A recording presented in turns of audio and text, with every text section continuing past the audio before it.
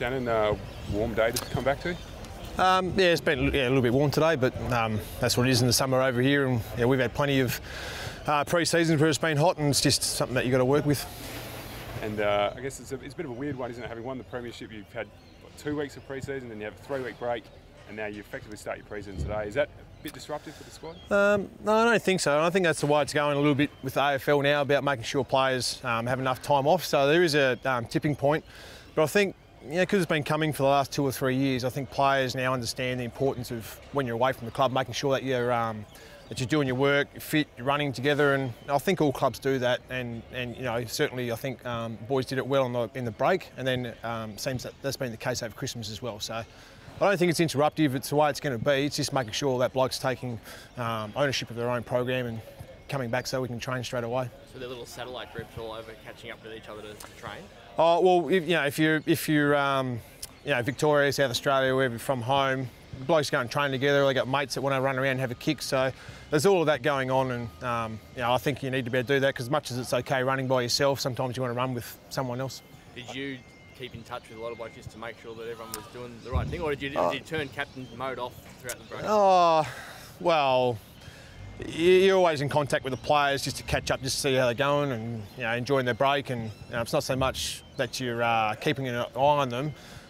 Players understand that they have to look after themselves, and if they don't, it's a bit to their own detriment and to the team. So you're not sitting there seeing what they're doing, but you certainly try to have a chat to all the players and see how they're going. In that sense, knowing how professional the game is, and it's never been more professional, but also an extended break that it really isn't, is there such thing as an off-season now, knowing that you've got to do all these individual programs?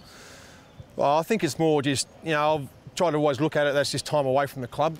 So you always try to make sure that, everyone talks about being professional, but it's also just about trying to stay fit. So you want to run, you want to be healthy, eating right, but you also want to have a bit of a break from the game, a bit of a mental. So I think that's more what it is. It's just time away from the club. So you still need to do your running, still need to do your weights, do your kicking. It's just that you're away from the club. That's just the benefit of it. So, I think gone are the days where you just, footy season finishes and you switch off and then you come back to get fit. You're always running and you're always trying to stay fit. Did you get that mental break from getting away from the club and so seeing your teammates every single day? Yeah, look, I think so. So it doesn't really matter, if you have 4 weeks, 10 weeks, however much a break is. It's just about making sure you maximise it. So you still need to be a little bit, like I said, in football mode, but it's just that you can go away, spend time with your family, spend time with your mates, maybe do a bit of travelling, go do some fishing. So you do get a break, but it's also, you understand that you're representing the club, football, so you're always making sure that you're conscious of that. As a premiership captain, was it the most enjoyable summer you've had? Well, I think any time, you always try to set out to win a premiership, and we were fortunate enough to do that last year. So you enjoy that, but there's also a fair part of you that knows that that's last year and you've got to move on and do it again. And that's just the balance I think that the group's found quite well is, yes, a week after, 2 weeks after, you enjoy what we've been done, what we did as a year, but then you understand you've got to move on, and it's all hands back on deck and away we go again. Have you had this time last year, we were asking you whether you were happy to go on as captain, whether you're the right man for the job, whether it was time to hand over? Pretty happy with the way it's all going? Oh, look, mate, that's something that, it's always an ongoing thing and talks about the club.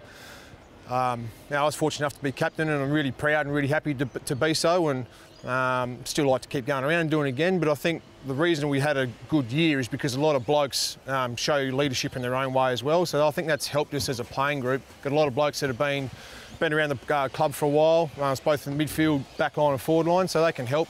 I was just fortunate enough that I was been captain for this period of time. I've heard you talk about the reasons why it's a good group to captain. What's the most challenging part going forward into this year? Well, always, it's not so much just that it's a new challenge, but it's one of those things to make sure that the players are still wanting to get better regardless of the result. And I know that gets spoken about, but if you're always trying to get better, train with purpose, trying to do the right things, I think that always gets the percentages in your favour to hopefully then have a good year. And that'll be no different this year. We'll be aiming to do the same thing. There'll be challenges along the way, just making sure that we still keep trying to stay in the moment and control what we can control. one of the things that's been a challenge for every grand final team recently is not only the premiers, it's just getting back there. There's been different grand final teams for the past couple of years since you guys played Hawthorn back in 2015. What's the reason for that? Do you reckon is it the later start to the pre-season, putting teams back and stuff like that? I don't think so. I think it's more that the competition is more even. And I think, as you saw last year, there's probably 5 or 6 teams that could have won it. Richmond were back there again. So I think, from what I've seen the past 3, 4, 5 years, is just making sure that you don't want to be a flash in the pan. You don't need to reinvent the wheel. Yes, you need to keep learning and keep adapting to what the game is, and there'll be different things that started this year and what will be the end of next year as well. So it's just making sure that you're always staying up to date with the game. Still trying to play as a team. If we do that, I think we'll be able to put ourselves in a good position to still be able to compete. But there'll be numerous teams that will improve. Some will probably not go as well as they did last year. So it's just you've got to wait and see what happens. There are some new rules as well this year. Do you expect you guys to be very different? We haven't really spoken about it. I think it will. However that changes, it'll come out. So there'll be a few new rules. We'll get the umpires down here, though, a little bit down here in December. So to talk through it, and we'll have a couple of training drills, so find out how it goes and what works and what doesn't work. So you don't envisage a change or a drastic shift in the game plan for yourself? I don't think so. No, the game's always about making sure that as a group you're working together to provide options, create space for each other using the ball, and then when you're defending, making sure you can beat your bloke. And that's what the game's about. There'll be certain little tactics that are involved in it. But I don't think the basics of football will ever change regardless of what the rules are. So there'll be that, obviously the territory battle, which you'll be keen on, obviously the good use by skills, which has been a focus the last few years as well, and things like that. Yeah, well, you see football now, you've got 36 players pretty much within a kick of the ball, and I think that's what the AFL's trying to do, is try and make it a bit more spread out, which I think is a good thing because people want to see, see goals being kicked, and I think that's what you can do. If you can get the ball going your way and you can kick a score, that always helps, but you still need to be able to defend. So, there's no switching off in football anymore. You always got to be switched on. What's the focus like in January? What do you turn to?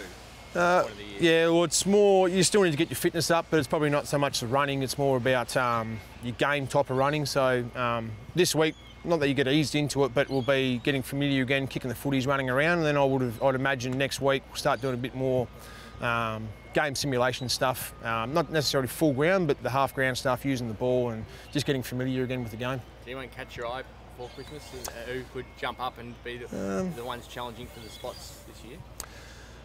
Not off the top of my head. I think all the group came back in good condition and with a good intent, which is we're really happy with as a club. There'll be some players that will pop up between now and the start of the year, and it's just going to be another challenging thing of trying to get 22 players. There'd probably be 30 players that could easily play, and that'll just be a challenge for a few players and for something that we've got to do as a group. In terms of the positions of the side, is the ruck position the most challenging to get right this year, given there's Tom, there's Keegan, Nick's out for a while? Yeah, well, it's probably, ever since I've been here, we've always probably had, Coxie and Nick being excellent ruckmans, and we've probably had two rucks outside of that could easily play somewhere. So it's always been an ongoing challenge. I think the players, they understand that internally with the rucks, but from what they're about to do, the train, the way they understand the game, I think it's really important. So, but the benefit, I think, with all the 3 rucks is that they can go forward and kick a goal. So if you can do that, it does make it a lot easier if you want to go down and play 2 rucks. And JK's obviously restricted for a couple more weeks with that shoulder? Yeah, I think a little bit, but he looks after himself, so we saw what he did last year and come back to him impacting the game, and I think that's just because he's had 12 pre-seasons, 13 pre-seasons, so he understands how to get himself right, but he'll be trying to get back and train as soon as he can. Mark Bickley said in the paper today that Andrew Gaff, Brad Shepherd and Nui, they'd be the guys motivating the hell out of everyone to try to get one. Has that been the case so far? Well, it's been a little bit like that, but I think we also had 15, 20 other players that missed out as well, so they're always making sure that they want to get themselves up to be able to play AFL football and to be able to play a premiership as well. We're lucky we were fortunate enough to do that, but it's important that everyone tries to get better. So it's about pushing the standards around the group, off the field as well. But those 3 players, they'll want to get better and get back, but we've probably got 15 other players that are in exactly the same boat that will want to be doing the same thing.